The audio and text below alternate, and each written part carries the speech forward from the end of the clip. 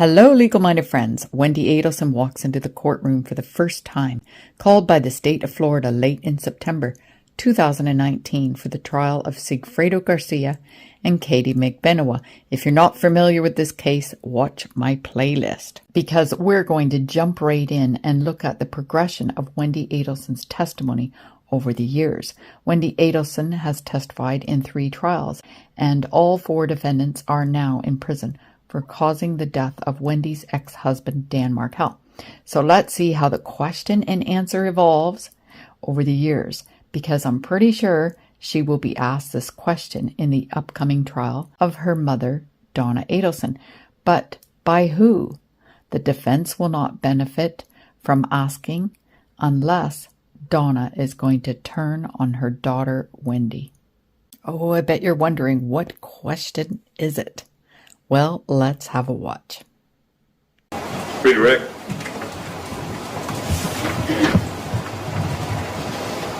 How many times have Dan's parents been able to see your boys in the last 5 years? In the last 2 years after they died, they've been able to see them every time they've asked to see them. Okay, what about the last 3 years? Since 2016, they have not been permitted to see the boys. They have not been permitted? That's right. By you? By me, yes. Right, and that's not through lack of trying on their part? No, that's because of what they did.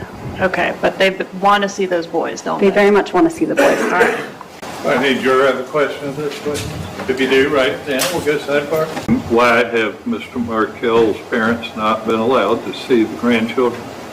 Well, they were allowed to see the grandchildren for 2 full years, and I used to cook meals for them and arrange play dates. We had sleepovers, and then I found out that that Ruth Markel had reached out to a foster care agency to try to place my children with that agency, and I became very worried that they were trying to take my children away from me.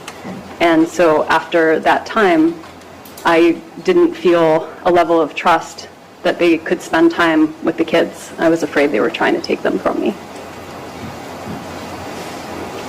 Okay. Follow up, Ms. Katherine. Your reference to the foster care agency, does that have to do with an email that was sent to me from your mother-in-law? Yes, it does. All right, that Dan's mother. Yes. And that email was in reference to, in the event that you and your parents were arrested in association with this crime, could I please contact that particular agency to assist with the children in the event they have no guardian temporarily until they could get down here from where they reside in Canada. Is that correct? That's correct. Okay, so they were not trying to take your children unless there was an event where you were unable to care for them. But because there's no event in which I would be unable to care for them, that feels like trying to take away my children. Okay, thank you. Garcia. No follow-up question. Magbanua.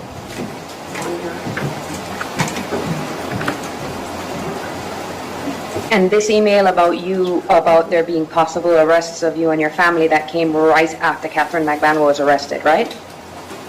I don't remember exactly the timeline of that. Okay, thank you. Further, Ms. Katherine. No, sir. All right, you can step down. Do we need to keep this witness any further? Anybody need her any further? Magbanua. One brief moment, Your Honor. The prosecutor on redirect asked about the frequency of contact Dan Markel's parents had with their grandchildren. Wendy said they had regular contact, but it stopped because of what they did. What? What they did? The prosecutor doesn't follow up. And because the jury in Florida can ask questions, they were curious enough to ask a follow-up question. And Wendi Adelson opened the door by bringing up the email that Dan's mother wrote. On further redirect, Wendy agreed with the prosecutor for the reason the Markels wrote the email. On redirect by Katherine Magbanua's attorney, she was able to confirm it was because of the possibility of further arrests. Wendy was able to get in. Why would she be arrested? She was not part of the conspiracy to commit the murder of her ex-husband. And I think this is what offended Wendy, and the reason she stopped contact was because of the idea that her mother-in-law could think that she would be part of this conspiracy. Let's listen to a body analyst expert weigh in on Wendy's involvement. And they are doing this analysis from when Wendy was picked up by the police and interviewed, and when she was first told about Dan Markel being shot in the head twice. So let's have a listen to that. Wow. Okay. Begin with you, Janine Driver. What are you seeing? What are you noticing about Wendi Adelson's reaction here to this news? Hey, I'm going to challenge conventional group thought on other people, experts weighing in on this. I, in my expert opinion, feel that it's authentic. If you played the video a little longer, you would see her palms come out. And when our palms come out, that's sincerity, openness, and nothing to hide. It doesn't mean that she might not have suspected something like this might have happened. But in my opinion, here we have that palms out. This is a very interesting thing. Unless she's read a whole bunch of detecting deception novels and been trained by you, Vinny, and myself and other experts, this is not something that naturally happens when someone's being forthright and telling the truth. And we see these palms out. This is a vulnerability thing to show our wrists and to show open palms. I like to say, just like a handshake signifies an agreement, open palms represent this unspoken agreement of honesty and openness. So I don't think she was connected with this shooting. So you can kind of see the problem here.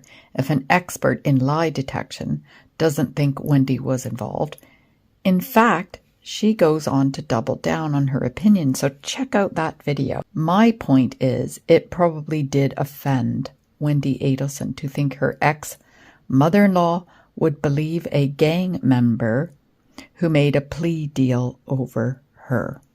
So the last trial that we just saw clips from, Sigfredo Garcia was found guilty, but the jury was deadlocked on Katherine Magbanua, 10-2.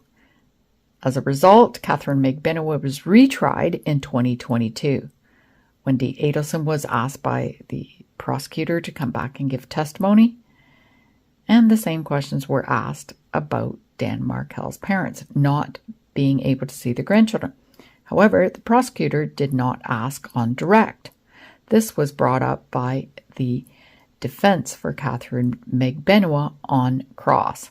Let's have a listen. They start out talking about one of the boys' bar mitzvah, which is a ceremony in the Jewish religion when a child turns 13. So let's go there because he's asking, did you invite the Markels? It's where a boy becomes a man. Did you invite Dan Markel's parents, the kid's grandparents? I did. You invited them? I invited them, yes. When was the last time they saw face-to-face their grandchildren? April 20th, Of this year? just now. And you agree with me that it had been years since 2016 since the last time they had seen them? The visit stopped when they threatened to put my children in foster care, yes. But up until that point, they did have visits.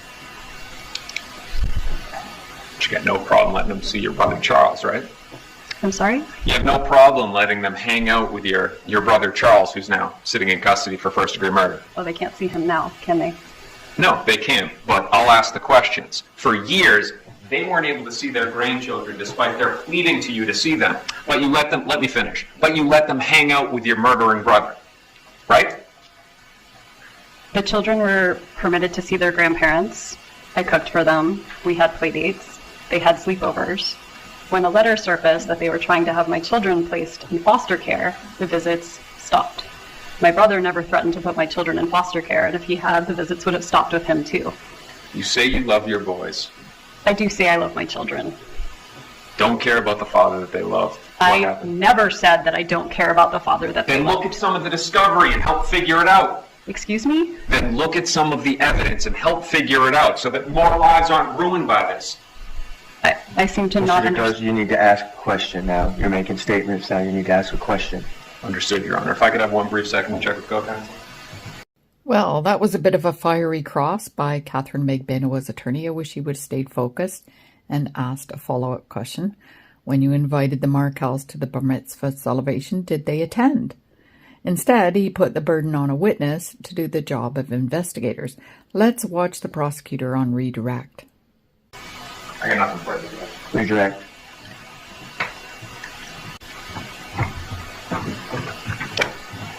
So you were asked about the reason why you stopped contact for a period of time between your ex-husband's parents and your children.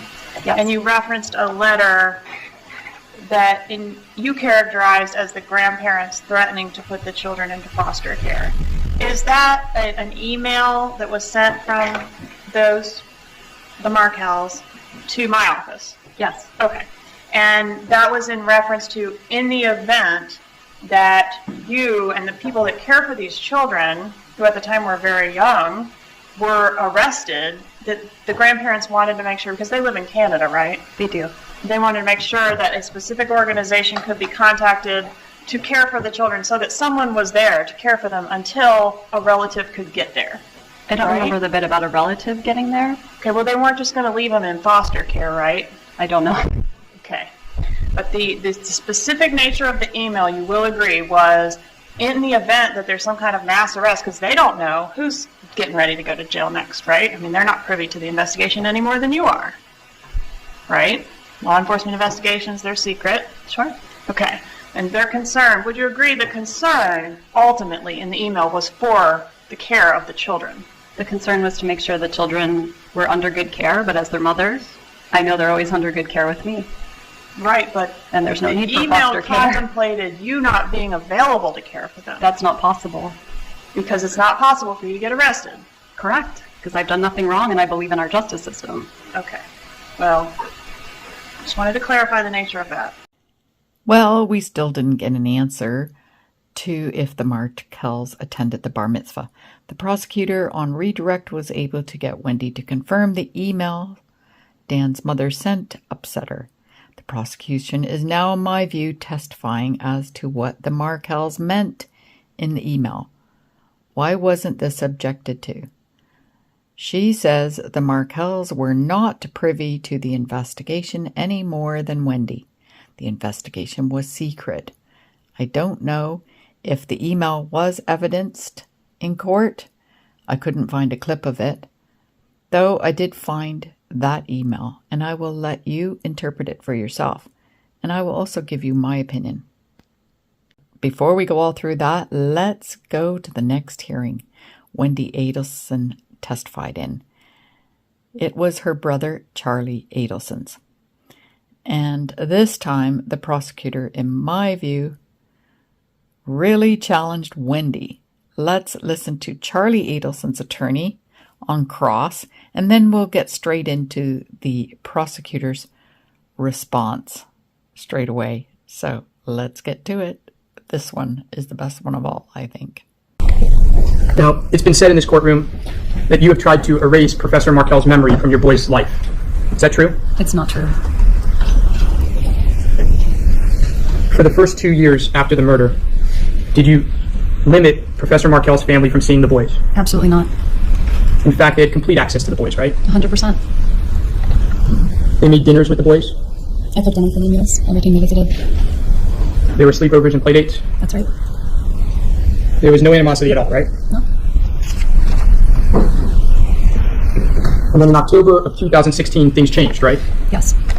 A letter was released where there was a suggestion that Professor Markel's mom was talking to the state about arranging custody for the boys in case you got arrested. Yes. And you saw that as a betrayal. Well, the custody was foster care, so yes. You saw that as her thinking that you killed her son. Yes. And as a result of that, rightly or wrongly, you decided to limit their access. I was afraid they were going to put my children in foster care. Do your children know anything about their father? They know a lot about their dad. Do they have a picture of him in their bedroom? Each boy has a picture of them and their dad over their bed that we say good morning to and good night to every day.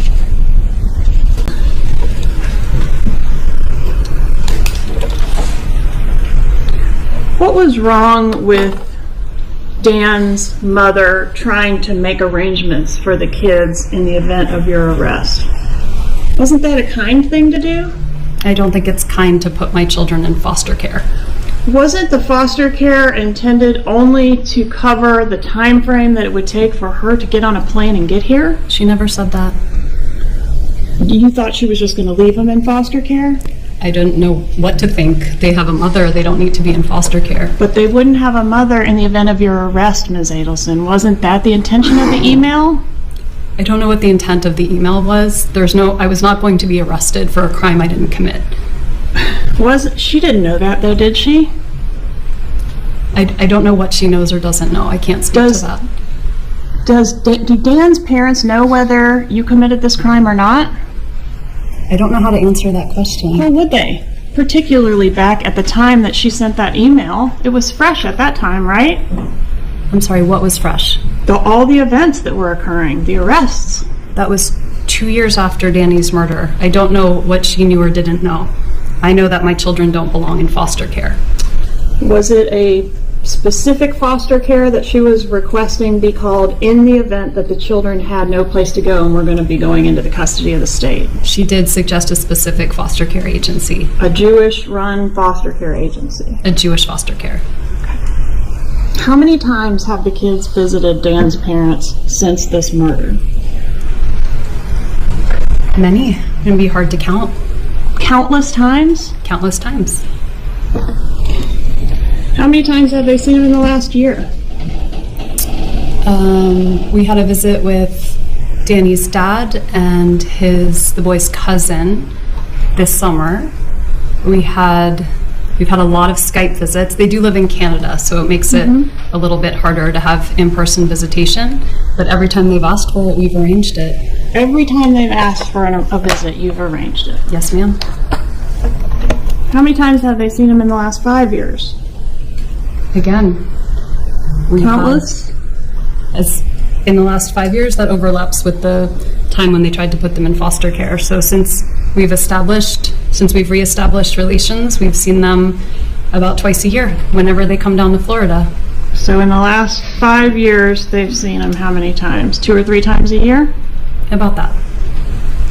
Has this been a major issue between you and Dan Markel's parents? This issue of them having access to the kids? The issue of them trying to put them in foster care is a major issue. No, ma'am, that's not my question. I'm sorry. Hasn't the issue of them trying to get access to your kids been a major issue? At least for them. Since they tried to put the children in foster care, yes. Before that, it was not a problem. Are you familiar with their work across the street at the legislature trying to get bills passed to give grandparents rights to see kids? I'm familiar with their grandparents' legislation, but it's actually unconstitutional. Okay. Now let's analyze the third trial that Wendy testified in, and that would have been her brother Charlie's, and he was found guilty. So I don't know if you noticed this, but let's see if you noticed the same thing I noticed. When the prosecutor asked how many times have the kids visited Dan's parents since the murder, Wendy answers many. It would be too hard to count. The prosecutor comments in a skeptical reply, countless times? Wendy Adelson repeats countless times. Then the prosecutor gives a visible look of disbelief. Many. It's going to be hard to count. Countless times? Countless times.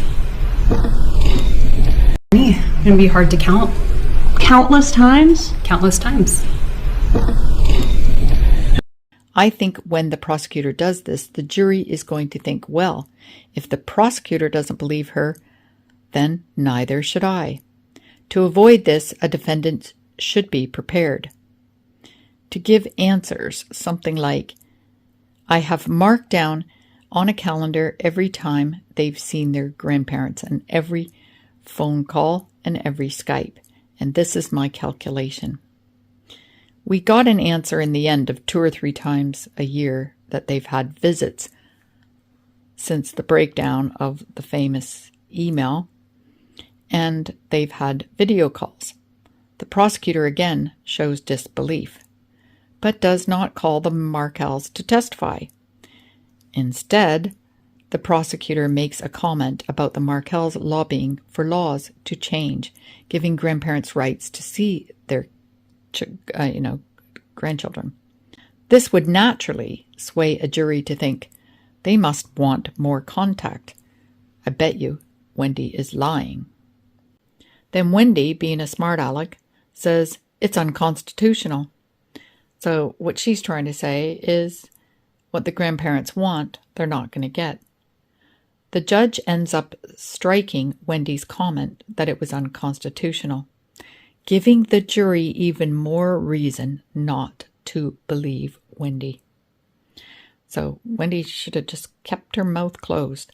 Well, I've got some good news for you, and we'll listen to that in just a minute. But first, because the email that Ruth Markel, Dan's mother, sent to the prosecutor is a bit blurry, let me just read it to you. So she sent it on the 30th of September 2016 at 7:48 at night. She says, "Dear Georgia, there are few words to express our appreciation that you really understood our concerns about the children. We thank you for moving the plea bargaining process forward. We will all sleep better at night. As the situation evolves, we need a tight plan for emergency placement due to arrests. Please contact," she gives the executive director's name, and the agency is JAFCO. We're going to look at that in a minute. And then she ends it with, "We will talk about other arrangements and issues in the next few weeks. Thank you again for all your work and support in this tragedy. Ruth, Phil, and Shelley."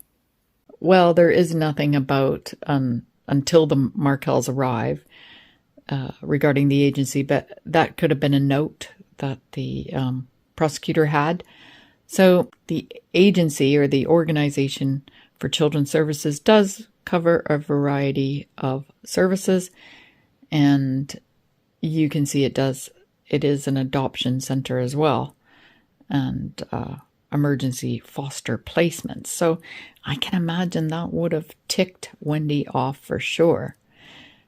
The other thing, that if Wendy stopped visitation because of this, it would have been in the children's best interest to let the grandparents know, look, we've got godparents, don't worry about emergency foster care, we've got close friends who are going to be ready and willing to help out until you get here. And I think that would have been something that Wendy could now rely on in court, right? So I think because of the way things were done, she's going to lose any sympathy from a jury. We saw Wendy in 3 different trials, and we don't know what she's going to behave like in this trial coming up. What I have noticed is when Wendy gets a hard question, she becomes noticeably defensive and argumentative when discussing the children or the idea of being arrested. She justifies her actions. I tell clients to answer questions being asked. On direct, you'll be given an opportunity to extend an answer. By justifying an answer when not asked to do so, it looks like justifying an action or giving a reason for actions that sound bad. If you wait until it's, your attorney's turn to ask the questions, it comes across more authentic to give your reasoning then, because you are answering the question that's being asked and not trying to justify an action when the other side's asking. Well, I've got an update for you regarding Ruth Markel's lobbying the law for grandparents. And on the screen, you can see the Markel Act, which was signed into law, and it creates a legal presumption that grandparents are entitled to visitation with their grandchildren if the court finds the living parent was held criminally or civilly responsible for the other parent's death, creating a legal presumption of entitlement to visitation unless it's not in the child's best interest. So that is surely a huge accomplishment for Ruth Markel, and I'm sure her son Dan would be very, very proud of her. Markels are remarkable people, and they've taken this tragedy and turned it into help for others. At this time, I'd like to point out in the UK, our laws are very similar. Grandparents have no automatic rights to grandchildren, and they have to go to the court if there is disputes. And I've done a video on that explaining why the laws are the way they are and what you can do in England to have visitation with your grandchildren. And if you need legal help, give us a call. So have a look at that. By leaving a comment, you may help someone else that will read your comment.